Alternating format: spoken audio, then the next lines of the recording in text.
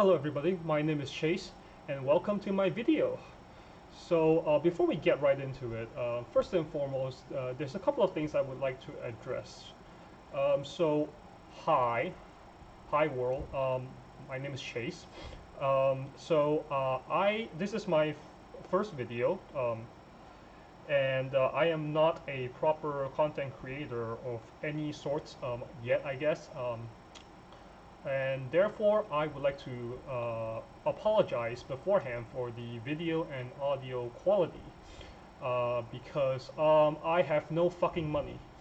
At least not yet, not for any of that shit. Why am I doing this? Well, I figured that I've always wanted to try to just I always have a lot of things to say to myself or to my friends, and I always have a lot of thoughts about the things that I do, mostly the games that I play. And so I always wanted to do one of these blog post kind of things with my videos. I mean blog post kind of things with my thoughts. And so I figured, after much procrastinating for months or maybe even years now, finally let's just get right into it. And secondly, another apology. I don't know how to edit videos, so this is just going to be one straight take. As you can see, I've already wasted 90 seconds of your time introducing myself to people that aren't here for me, who don't give a shit about all that. So yeah, I really want to just apologize for all that.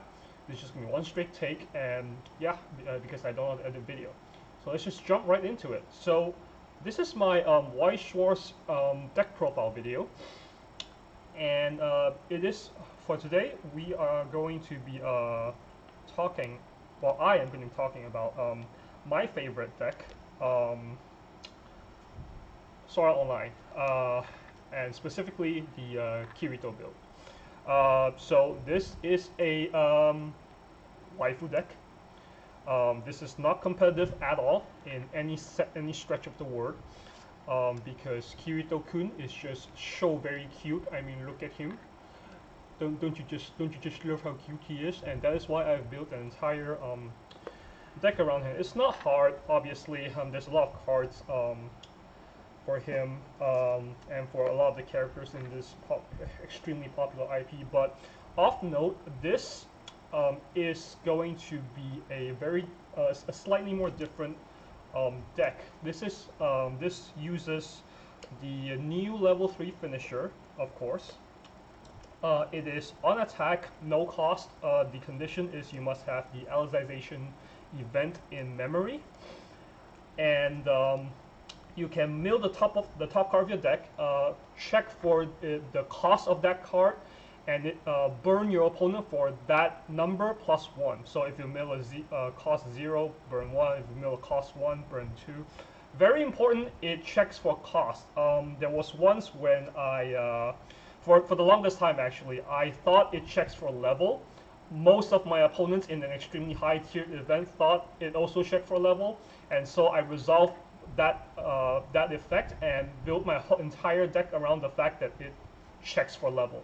And basically, I've been cheating, basically, without knowing at all. And I'm so glad I lost that fucking event, because that would have been disastrous. So I guess it didn't really matter anyway, because yeah. But yes, it checks for cost, not level. It is way worse than I originally thought, because effects like this generally is already pretty bad. Yeah. So just so you know, okay. But it's still alright, because it's got another effect which will come into play later. But for now, this is the ratio for my finisher, the top end. And we are going to be using the level 1 arch build. I'm not going to say pants, or I'm just trying my best to stop saying pants, because it's a fucking arch. It's the Torii gate. Japanese people call it gate. It's only us English-speaking place always calls it pants, because the Torii gate looks like a pants apparently. But yeah, so we're gonna be I'm using the arch build now. This is in the old Sword Art Online 10th novel set from 2 years ago. It's on attack if your level experience is 2 or higher. Mill up to 3. For every anniversary character milled this way, you salvage from your waiting room that level or lower. It is an extremely powerful and flexible level 1 plussing. It gives you a lot of deck speed in a set that natively already kind of have deck speed. You know, it just makes it even more consistent, and it makes your salvages extremely flexible and free essentially, while also giving you that deck speed. Very important to note, the condition is level 2 experience and above. I have resolved this combo once in that same tournament I was talking about, without that fucking level, and yeah, I cheated again. Yeah, and my opponent didn't know that, I didn't know that. It was 2 rounds later only I realized that I resolved that combo illegally, even though I should know the ins and outs of every little bits and pieces of this deck. I still keep making illegal plays in the highest tournament. So, you know, Bushido, please spare me. You know, this is obviously a self-report, but I'm just saying, it was not malicious whatsoever. I didn't win the event. so please, yeah, just very important to note. Now, these are the cornerstone of the deck, the top end and the basically the pillar, you can say. But these are fine. But what if I told you that this is not the end of it? The observant among you may notice that I have only shown 7 climaxes. And of course, the less observant among you would probably have found out about this from the title or in the video, or maybe the thumbnail if I bother making a thumbnail. That this is a 3 climax deck. This is 3 climaxes. You probably saw this just now a little bit. I'm playing the level 2 Kirito from Alicization Volume 2. This level 2 combos up with a stock soul. It is on reverse. Stock 2 Fluck-like characters from your waiting room. Up to 2, I guess. And look up to top 4 of your deck and add a Fluck-like character. So this not only plusses you extremely hard, it compresses you extremely hard. Now, the reason I'm playing this is because of waifu reasons. I love the fact that, you know, the combo pieces all have a 4 of, and therefore I have to play it. That is a half serious reason, but the other reason is also because that this level 2 actually gets under a lot of anti-level changes. Why is that the case? Because even right now, today, the meta is still full of early plays running around. Not just level 1, but also still at level 2. The early plays are still running around. So people will always be equipping themselves with anti-changes. This gets around that, makes your level 2 plays to have a good level 2 beater, very sizable one, starts from 11k. It usually only beats for 11k. I'll talk about that a little bit later, but it can get under all that, and you could even resolve your level 2 combo that way, and you know, get a lot of resources for that. Now, 3 climaxes is extremely inconsistent. It makes your deck extremely inconsistent, but the fact that it is 7 arches, pans, it makes it way more consistent than it may seem. I have, or maybe this is just a personal piloting quirk that I've developed over the, I guess, times I've played this deck, but I have not gotten climax type screwed for a long time. I don't think I've ever gotten climax screwed. As in, like, the only time I got climax screwed is when I didn't draw a climax. That's all, and that's literally just a skill problem, cry lay about it thing, you know. But knowing when to hold the right type of climax and knowing when to search or sandbag the climax, or to search for that climax swapper that I'll be showing later in my deck, is an extremely integral part of this sort of a 3 climax split deck that you would require to be able to pilot the deck properly. And the next 4 cards, we have the Alicization event, the card that requires, the card that is the condition for the finisher to even resolve. I have also resolved the finisher once, or I think twice, without the fucking condition, even though I should know this. There was once where I was like, I couldn't get the event, I couldn't get this event into the memory. Oh yeah, and for the record, this event is a 1-1 event. When you play it, search your deck for an anniversary character, and after that, send it to memory. The finisher checks for this event in the memory. There was once in another high-level tournament where I couldn't find this event at all. I kept track of it, and it was to the point where during my first deck, I think I was playing 3 copies of it at a time. All 3 of it was just gone. It was triggered, or it just fucked off elsewhere.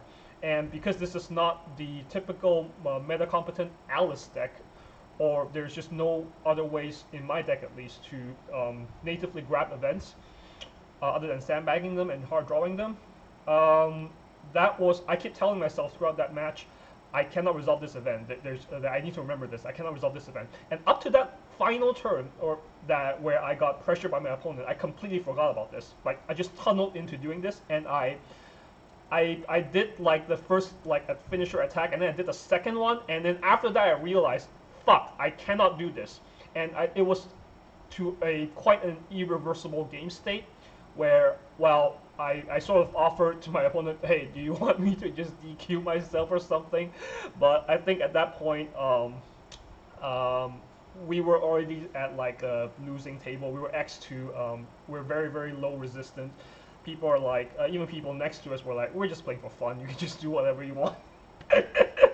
But yes, as you can already tell, there is a lot of moving parts with this deck. So if any of you want to bring this to like an actual high level event, maybe, you know, familiarize for yourself really, really hard first with that.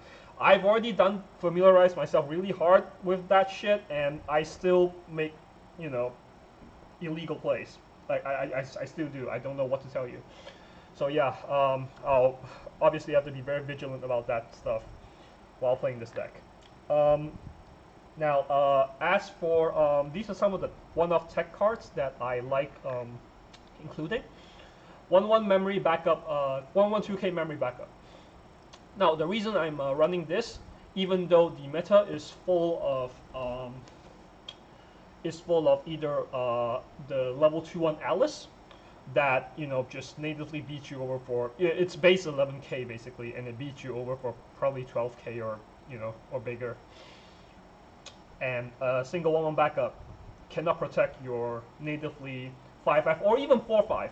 The condition for the 1k power gain for this level 1 combo is actually checks for 2 other anniversary characters. Try fielding this would fulfill that condition, but the rest of my deck is built in such a way where there are a lot of non-anniversary traits. That's something that I'll have to get to later. But basically, there will be times when your level 1 would just sit at 4-5. So sitting at either from 4-5 to 2k backup, so that's 6-5 on defense, 6-5 to 7-5 on defense, or possibly 8-5 on defense. That's based off another card that I'll be showing later. It's not the best idea. It's not the strongest body that can really defend itself with. Many, if not most decks at this point at level 1, they just easily get over 8k on attack or 8k5 on attack. The reason I'm still playing this is because it still catches certain level 1s off guard, because of the fact that it's so very small. This is the most suspect, one of the most suspect inclusion in my entire deck. It has been on the brink of me cutting it and not cutting it. I'm still keeping it just because of the fact that it is a memory kicker. I could pair it with the level 2. which sits at defense from at 11k up to 13k, and pairing it up with this, the level 2-1 3k memory backup. So yeah, these are the two memory backups that I run in my deck. This one I run because sometimes at level 1, there are times where I could actually defend some of my level 1 pieces, or even try to memory kick some of the opponent's more pesky level 1 combos that maybe loop themselves, or maybe they just didn't play around the potential that I have a memory kick a backup in my hands, sitting and waiting for them before they can resolve their either on reverse combos or on empty combos. So that's something that you could possibly catch your opponents off guard with. So that's why I'm still running them, but you can very easily make an argument, make a very, very strong argument, I would even add, to cut them. I should just stop trying to move these around too much, because yeah, we need to make a lot of spaces. Next one is money counter. I have had a lot of discussions with my friends about this. So in the other Alice deck, where I was goldfishing against this, so I understand how to play against it in actual tournament settings and stuff like that. Most Alice decks run two money counters, because they get to keep their board so easily, and therefore and they have the resources to like pay 3 to do an anti-damage very easily. The difference between 1 copy of money counter and 2 copies is astronomical. It is night and day. I cannot stress enough how much, like, if you play 2 of this, you get this so you just hard draw this so much easier. I don't have the specific math on it, obviously, but like when you could like even discard this for your other stuff more easily and more confidently, instead of me running 1 copy of this, and if I get it, there is a chance where I kind of want to sandbag it, but sometimes it's a mistake because you're just sandbagging a dead card that may or may not even come up, because as you can see, I'm not like a heavy body deck. I might not even keep board a lot of the times. So, and because of that, I had a pretty in-depth argument with, not argument, but like a discussion with a friend about how many copies do I even run? Like, do I even run this fucking thing at all? I was on the brink of cutting it even, and I was being told that if your set has a money counter, you should just run it because of the fact that it will strike fear into the opponent's heart just knowing it. But I ran the counter argument that SAO's biggest mark on their head is their money counter. Literally, when people see you play SAO, they think about your fucking money counter. So that's why it makes me even more incentivized to use that fear to against them and just not run this at all, and so that they could just play around this for no reason. However, good players will sniff up your bluff very, very easily. Good players will also sniff up your money counter very, very easily. I've come to experience this firsthand. So I was at a point where I was thinking, stuff like money counter, it is either a 0 off or a 2 off. This is also a good argument, a good stance to have, but it being a 1-off is also fine.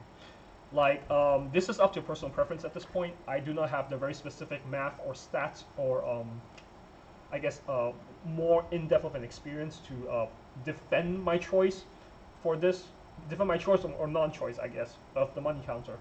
But definitely it is something that is arguable, like the backup and the money counters. Same as Adachi, these texts are all very arguable, because Adachi's is here because my deck is not good with dealing with standby or big boards. As you can tell, I can't do shit against a single a tri-fielded Alice. Now the thing is, if my opponent has tri-fielded or even dual-fielded an Alice, their Alice, what the hell is a single Adachi going to do? Or what the hell is 2 Adachis going to do? That's something that I've looked into. and it's just like what I found out is I'm just gonna pay one just to deal with 2 of their board. The best standby or go big decks can, at least from what I've been told, I'm not very experienced in piloting them myself. At least from what I've been told and what I've seen, the most competent kind of standby and big body decks can just rebuild themselves like pretty easily. Obviously, sometimes they can't, but at the same time, you are wasting so much resources just to deal with that. That on the off chance that they can, you either get blown out or, like, even if they can, and you two get on a very low resource state, you can still. It's still not necessarily that great for you, even if it is as bad for your opponent. But I'm still running it as a one-off here because there are still some very niche cases where like I have actually just sandbag this in my hand and just use it to clear off some a body that I can't play. This one I think is almost a no-brainer, honestly. This is just an on-play pay one discard an anniversary character and target an opponent's character and bounce it back to the hand. The downside is obviously it's it's costly, I guess, but there's almost no other downside to this compared to these other techs. Just run if your set has a bouncer, just run it as a one-off. Like the games where you don't need them and you have this in your card and in your hand, you're just like, ah, fuck, I wish you'd be something else. But in the games where you really need them, you're gonna be very thankful for them. And this is just, if you have this in your hand, you can just play as a 1/0. Honestly, it's fine, whatever. This is a 2/1 stock anti-level stock bomber. But also, I'm more importantly, I'm playing it for the second effect, which is on play, pay 1, discard an anniversary character, and free fresh. There is no condition to check how many cards left in your deck or whatever. This is just an unconditional but costed, like extremely heavily costed free fresh. It's basically pay 2 because pay 1 by himself. Free fresh. And this is sort of like a pseudo heal outside of my level 3 finisher because I don't run early play heals in my deck because I run my level 2 game is basically the level 2 Kirito combo. And yeah, like that's the reasoning. And honestly, this is also my opinion that if your set has a free fresh, you should just use it. Like Weiss Schwarz, it's a game, and it's one of the only card games that I've played, and I've played like 8 of them, which is more than any single individual should admit that they have. That the only card game where it actually runs through all copies of cards in your deck and you still don't die. Most other card games, when you get decked out, you just die immediately. So it makes the card choices in your deck to sometimes not matter, quote unquote. But because you will see all 50 copies of your deck at one point. Like even in the worst case scenario, where my first deck refresh is at level 3 because I got rushed up, I still get to see all 50 copies of them without losing the game. Because of that, my philosophy for Weiss is I want to run one-off techs. And because this whole game is so search heavy, you tutor for so many different things so easily, that techs are very good to have. And speaking of techs, anti-level, anti-change basically. This anti-change is one of the weaker ones, honestly. It just pay one for the backup, 2/5 backup, and then discard 2 more cards, so effectively lose 3 cards to target an opponent's early play level that's higher, or the level of that character that's higher than their level. Put it into a waiting room. The anti-changes that puts it into waiting rooms are the weakest because they can just encore it out. And no, I'm not playing Heathcliff. I have looked into it. Maybe I'll look into it next time, but in my testing for this current build, there's just no space for it. Like really, there's just no space for him. I'm gonna explain why later. Last tech, stock swap. If your set has a sock swap, fucking play it. The same, it's the same thing. This is just like I think this is just a timeless, wise advice for like if your set has a bounce, a stock swap, a free fresh. I'm not sure about money counter, but maybe you can argue an anti-change. Play them. You will need them. There isn't a goddamn world where you don't no longer need them, unless of course Weiss changes as the game changes very heavily. Now, level 0 lineup.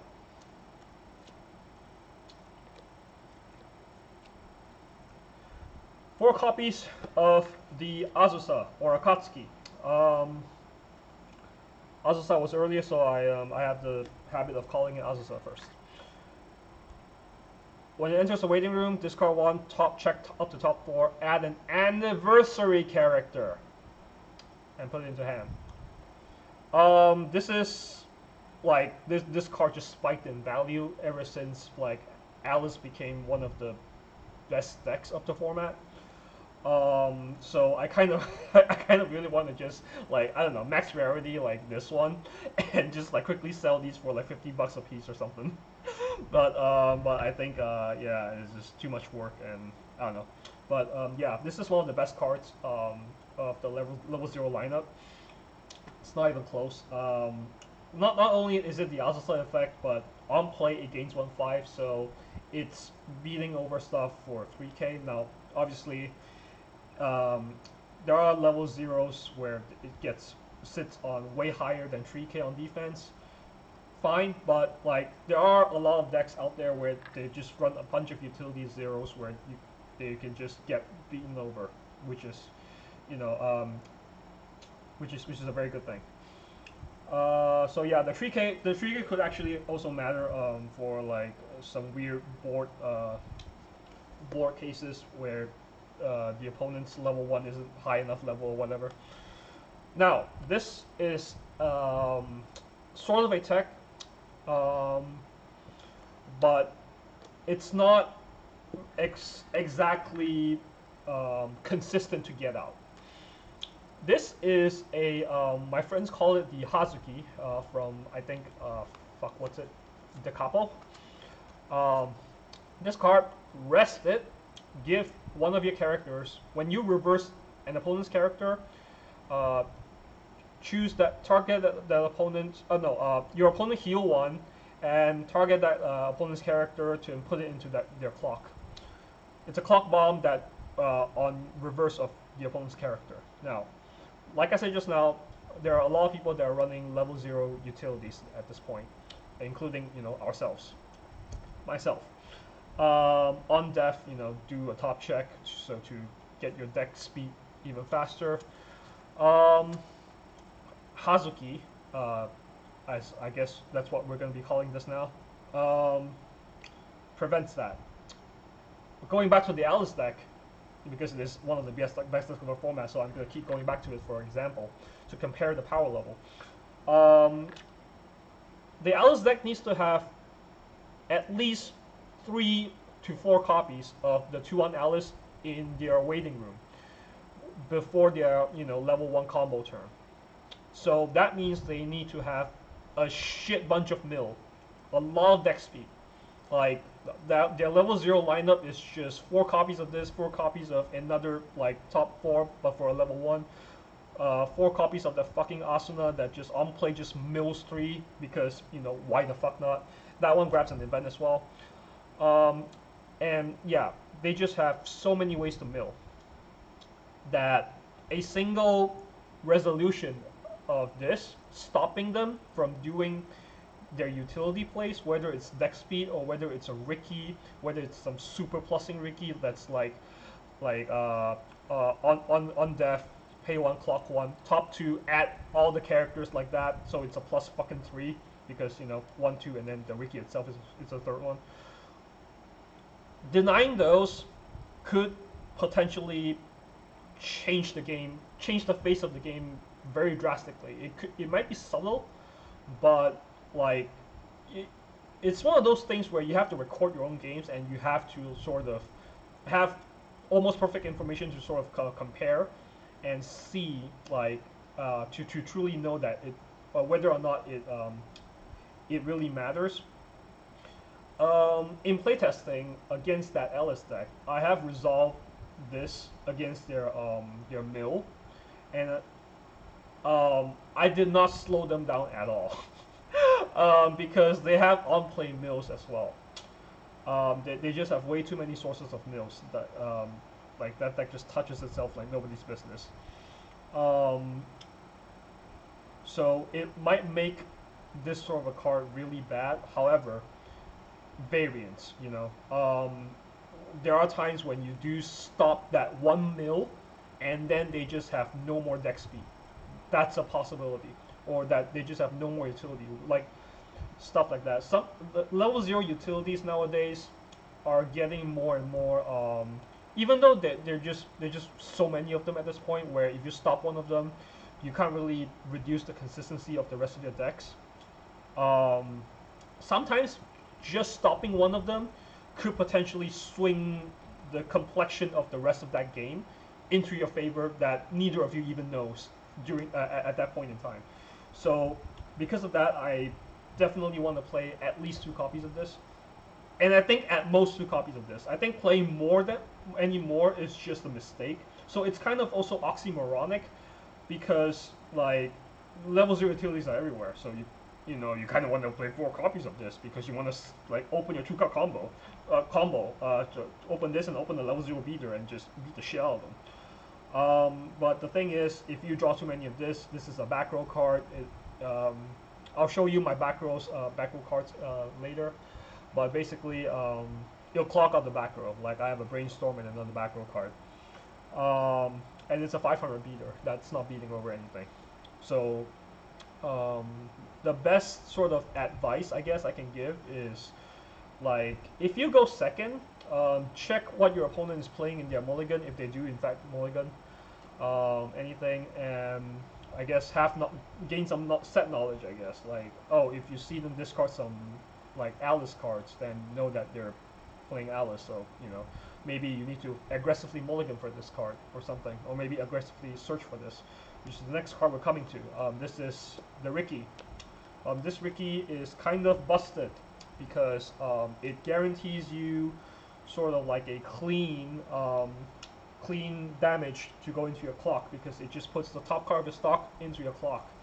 We've had these sort of costs before, but this one just does it on play, and it searches your deck for a level 1 or lower character. That's the most important thing about this. This card does not check for trades. You can just search for any level 1 or lower characters. That's the main reason why I'm even using this card. When I read this card, I was like, I think what I want to build is finally possible. And trait is something that I will be getting into later. But basically, I get trait fucked very easily in my build. Why am I playing 3 copies of this? No space. I'm going to explain why later. Yeah. 1 copy of Climax Swapper. If your set has it, fucking play it. Same story, I guess. Important to note, this card also has the ability to on-play if there are 2 other anniversary characters. Draw a card and discard a card. That draw could draw you into your events, or could draw you into the climax that you want to swap that you don't need to, because you know you just drew into it. Or you could draw into another climax that you can swap for. So that draw ditch is way more potent than one might think. So yeah. Now, 2 copies of this Eugeo. Now, this Eugeo is basically on reverse. Clock a card from your hand, send it to memory, and then search your deck for a Fluck-like character. The level does not matter, just a Fluck-like character. This level 2 Kirito, the base power is 2k. When this Eugeo is in the memory, he forever gains 9k. That's why he gets the 11k base power. obviously I don't need to tell you, the fact that this Eugeo is there makes the Kirito stat to be like night and fucking day. However, this is a very important thing to keep in mind, is that when you get this, it is not an auto resolution of this sort of card, because you're damaging yourself just for the sake of doing this, just for the sake of the level 2 combo in the future. There are more games that I can count where, looking back, I shouldn't have done this, because it just ended up being not worth it. And also, and I'm not even talking about the fact where like it was so early in the game, but so how could I tell? But it was like very late in the game, and I was still doing this just to get this online because I had this and this in hand. And I was even doing it like during battle phase. Like I feel 2 of this and just feel 1 of this so that I can crash this, just to like get this bigger. But like doing all this, like extreme mental gymnastics hoops, just to get this to 11k, just to resolve this on reverse combo, as strong as it is, sometimes you need to be smart about it and like really ask yourself if it's worth it, because it doesn't plus you, and you're damaging yourself really for no good reason. Well, for this reason, but sometimes for no good reason. And another subtle thing about this is like that scenario I was talking about just now, where I feel the 2 of this and I feel 1 of this just to crash this and get this bigger. What I did there is basically just gave my opponent a free plus in one of their lane just to get this. Like, sure, I get a lot of resource out of this, but at the same time, I'm giving them an empty lane. And yeah, there are situations where just to resolve this, you kind of have to give your opponent an empty lane, because 1500, I mean, a lot of cards are at 1500, sure, but trust me when I say it's going to be quite awkward sometimes when you do want to actually crash your Eugeo. And also you gotta play around opposing, you know, bomb pieces and stuff like that. So it's necessary. I think 2 copies is the perfect ratio that I'm happy with. 3 is too much, 1 is too little. And yeah, 2 copies of this. This is my back row card. This is extremely powerful. This is a lot of text on it. First of all, it's an arch support. When I trigger an arch, I can discard a card, look at the top 2 cards of my deck, and add 1 of them to my hand, and then throw the other one into the waiting room. I don't need to show my opponent. It's grabbing the card. So this helps me grab any of my events, especially this one. There is no other way for me to grab this Alicization event that's integral for this Kirito's finisher, other than hard drawing and doing this. Now, however, I need to tell you that this arch support is deceptively bad sometimes, because it is essentially a blind mill, where like if you trigger the climax, theoretically, mathematically speaking, your deck should have a way lower chance of revealing more climaxes. That is not true. Murphy's Law, I think it's Murphy's Law, I'm not sure what it's called, but if it can and will happen, it can and will happen. Way more times than I can count where I trigger the arch and I do the arch support, I reveal more climaxes out of it. And this is just a thing that you need to keep in mind. Like, you need to really, really keep track of your deck's moving pieces and ask yourself if you really, really need to do this. If you know that you don't have this Alicization in your hand yet, and you know it's still in your deck, then do it. If you know that your money counter is in your deck and it's like a very thin deck, like 5 cards left, do it. Fuck, I would do it. Like, that's tantalizing as hell. Or even like 15 cards left. Like there's still a chance. There's still a reason for you to do it. But don't just blindly do it just because you can. I think that's something that I used to always do, and it's truly costing me way more games than I can count. The second effect, and this is actually the main reason I'm playing it, not the arch support. Tap this card, pay 2, discard a Fluck-like character. Yeah, discard a Fluck-like character. That's important. Salvage 1 character, traitless, or two characters, but they must be identical. Now, this card is extremely crazy because it gets your it hand fixes you, and it grabs your stuff from your waiting room extremely hard, extremely well. Now, it's extremely costly, but the combo is what you can do is like with the 2 on Kirito at the final attack when you resolve the combo, you can stock 2 copies of the card that you know you want to get next turn. Like maybe in my finishing turn, I feel like, oh, I'm at mid level 2. I'm probably gonna get in my finishing turn soon, so it's my last attack. I'm gonna stock 2 copies of this. Yes, it's a Floodlight. And look at top 4, whatever. And then next turn, I can just rest this, pay the two copies of this card that I just stocked, and then discard a card, salvage these 2 copies into my hand. I suddenly have 2 copies of my finisher. That's something that I never found out myself. It was another friend of mine who told that to me, and I'm like, you're the smartest man alive. that's genius, and you know, that was during the beginning of this set. And yeah, that's a very neat application to have there. But otherwise, you need to watch out for that because this is extremely expensive. Otherwise, so and it does not play well with a lot of the one-offs that I have. The quote-unquote correct thing to do is to play 2 of most of your cards, so that you have so that this Eugeo gets a lot better with the salvages. So you get a plus instead of just getting an extremely overpriced hand fixing. So yeah, but you know, it's fine. that's yeah, it's fine. This card, I'm only playing 1 copy of this. This card is on reverse. If there are 2 or less cards in your memory, send this to memory. When this is in memory, it gives all of your level 3 Kiritos. When it gets frontal attack, pay 2, discard a card, any card. Target one of your opponent's the character in front of him, -2 soul. If you can't kill your opponent with the finisher, which is a very weak finisher to be sure, you still have this to sort of help you like survive another turn.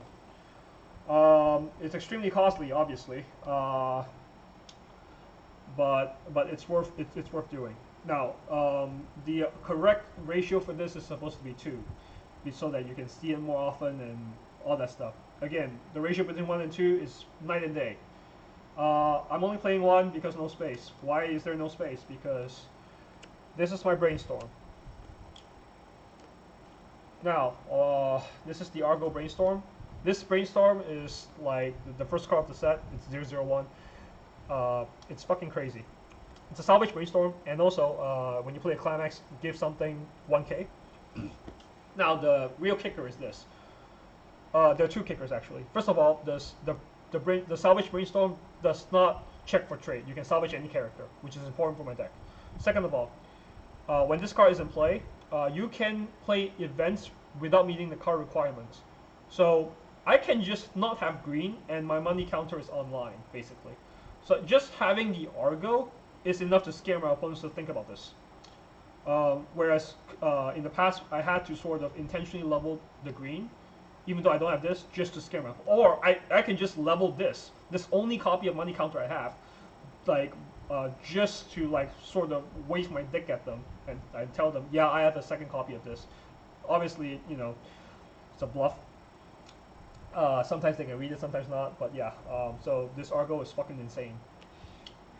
Double R. Now, why am I playing a Search Brainstorm compared to this? Compared to 2 copies of this, or 2 copies of this? Because I'm gay. Because yeah, that's the real reason. And this is the last card of my deck. Now, why? This card is basically on reverse. It's a Rize effect. Top 3, add a Floodlight character, and then discard 1. It's a deck speed that I probably don't need. But I'm playing this. Why? Because I'm gay. So this is a waifu deck, and this sort of restriction that I imposed on myself is that at least 70% of my deck needs to be filled with the waifu in question, which is Kirito. So that's at least 35 cards needs to be Kirito. And also, I want to flex as many copies of the signed cards of Kirito as I have in my deck. So it invigorates me. I even wanted to play the fucking 1-0 OFR. That's a climax combo, but I just cannot justify playing a literal vanilla, 5/5 vanilla, just for that sake. So at the very least, this is still my second copy of Brainstorm. It only searches Floodlight, so it sucks. And this is like on reverse deck speed for whatever reason. This doesn't resolve or whatever. Fifth copy of this. At least I still have that excuse going for it. The correct thing to do would be like, this is the second copy of Argo, or rather this is the second copy of Argo, and this is maybe a fourth copy of this, and stuff like that. Any other weird weird situations where you you want to do that. As I mentioned, I used to play 3 copies. You kind of really need 4. Like sometimes 4 is too much, but at the same time, if you have this in your hand, it's just like a deck search. Like it's pretty good. Like it's a very selective tutoring. Of course, it costs you 1, but you know, sometimes if you resolve this, then it's not a problem or whatever. Oh, and another thing I need to tell you, this card also is like an anti-stock swap. If you stock too many with your level 2, and you're afraid of a stock swap, you can just use this more aggressively. Like, you know, use your brain a little bit. Don't just spam this, but like moving into maybe your level 3 turn, or the turn where the level where you know that your opponent has a stock swap in the set. Like sometimes some sets have a level 0 stock swap. I maintain that those are the most busted fucking stock swaps and should never be printed again. But like you can just keep doing this just to hand fix, or like a hand fix and plus a lot, just to play around the stock swap, because you only really need 6 stocks for your finishing turn, or maybe more stocks than that if you want your Eugeo, the protection, the -2 soul effect, or maybe this. So maybe 8 stocks or something. 8 stocks is a lot, but like 6 to 7 or 8 stocks is perfectly fine.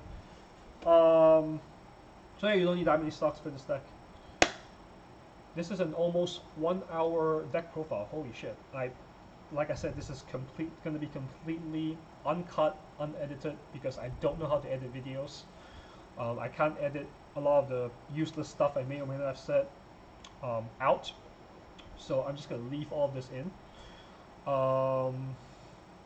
And yeah, and once again, this is just a waifu deck. But my personality is that in any competition of a card game where I would be joining, I have to run with a waifu deck, and I will be extremely competitive in it as well. Like I want to win. Like I will be retinkering this. The reason why I'm doing this all of a sudden is that I'll be unsleeving these, and then I need to triple sleeve these in the newer sleeve, because I don't like to do matching sleeves. I want to do other sleeves for this.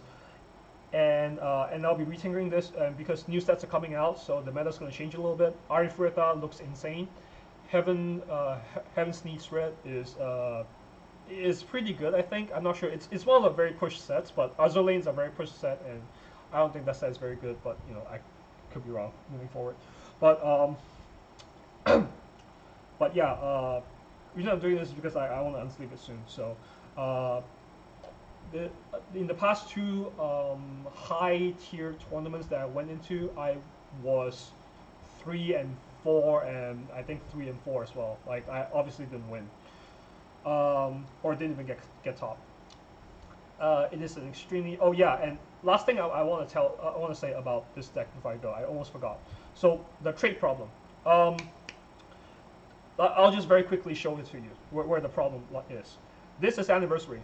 This is anniversary, not anniversary, not anniversary, not anniversary, anniversary, anniversary, anniversary, anniversary, and not Flocklight, not Flocklight, not Flocklight, Flocklight, Flocklight, not Flocklight, Flocklight, not anniversary, anniversary, not Flocklight, Flocklight.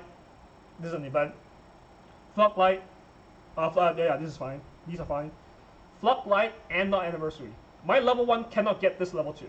So when the only way I can get this consistently is either sandbag it, which is bad, or I do this, which means I need a lot of stock moving forward.